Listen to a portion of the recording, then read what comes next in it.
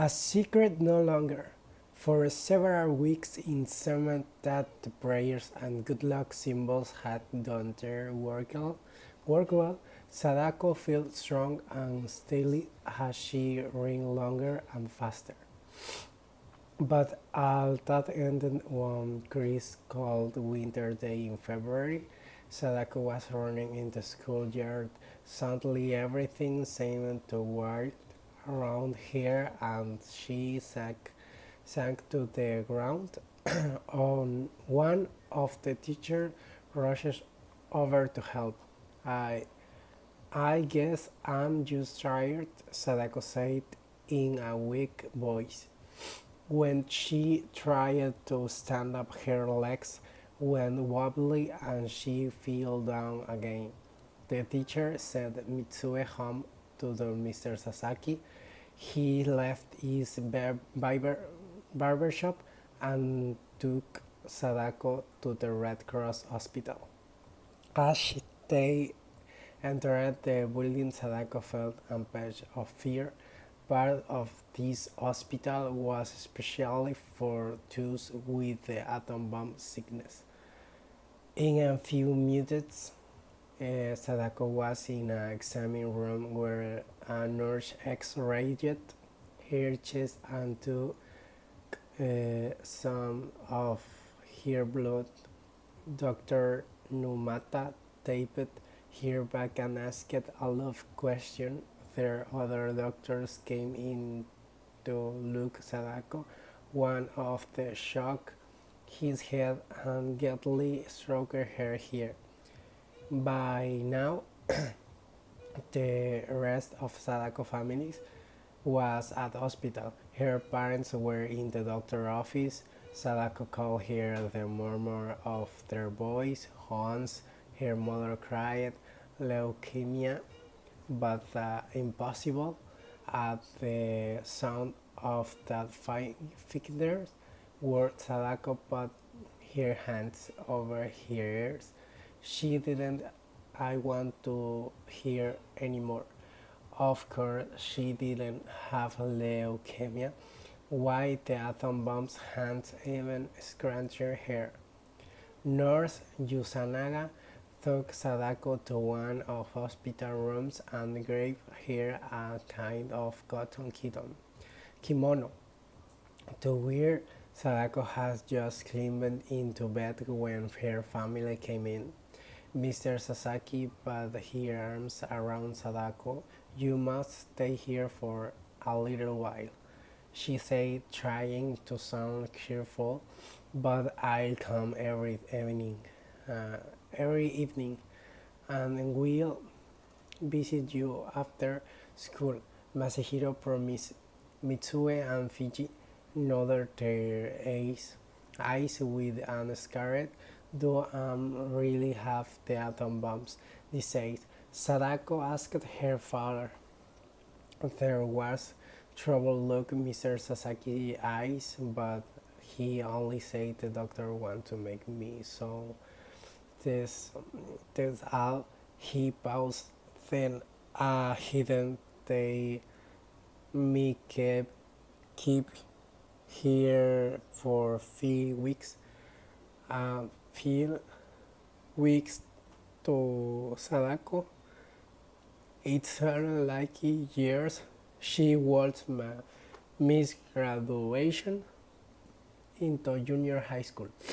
And even worse, she would not be part of the racing team. Sadako swallowed hard and tried not to cry. Mr. Sasaki fused over Sadako. She pulled the pillows and summoned the breast. Mr. Sasaki clearing his throat. Is he there?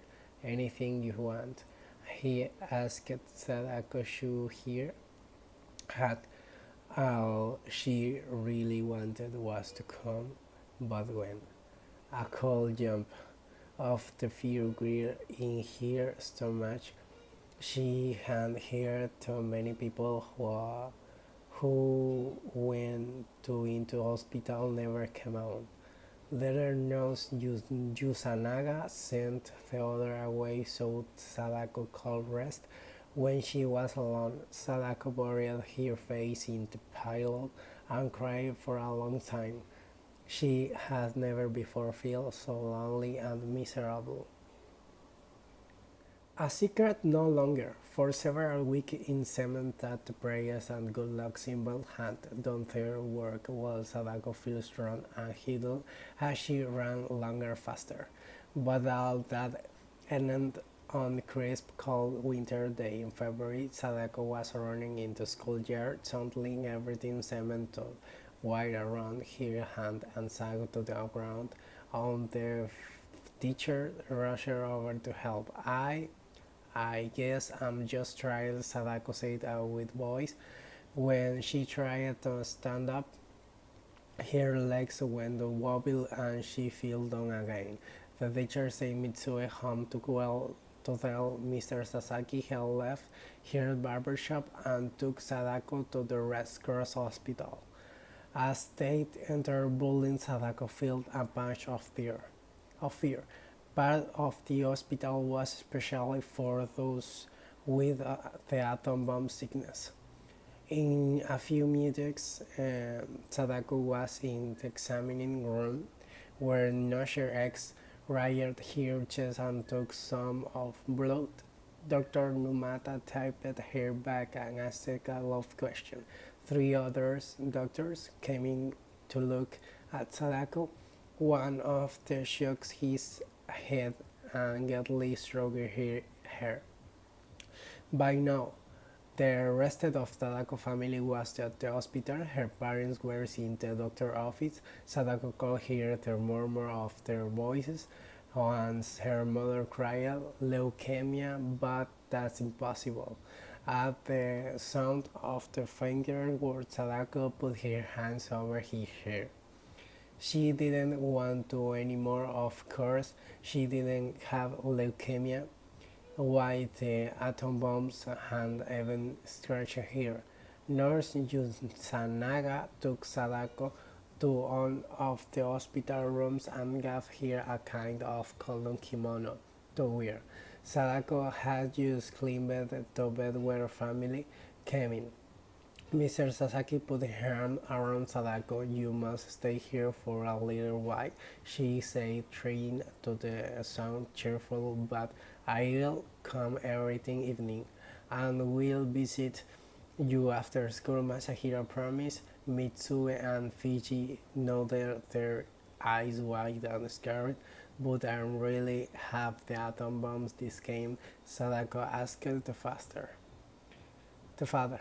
There was trouble looking Mr. Sasaki's eyes, but he only says the doctor wants to make some tests. That else. He paused, then he added they make it keep you are for a few weeks. A few weeks to Sadako, it sounded like years. She missed graduation into junior high school, and even worse, she would now be part of the racing team. Sadako shouldered hard and tried not to cry.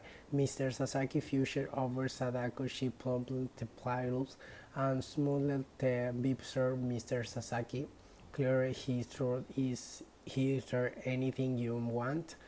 He asked. Sadako shook her head. All she really wanted was to go home, but when a cold lump of fear grew in their stomach, she had heard that many people who went into the hospital never come out.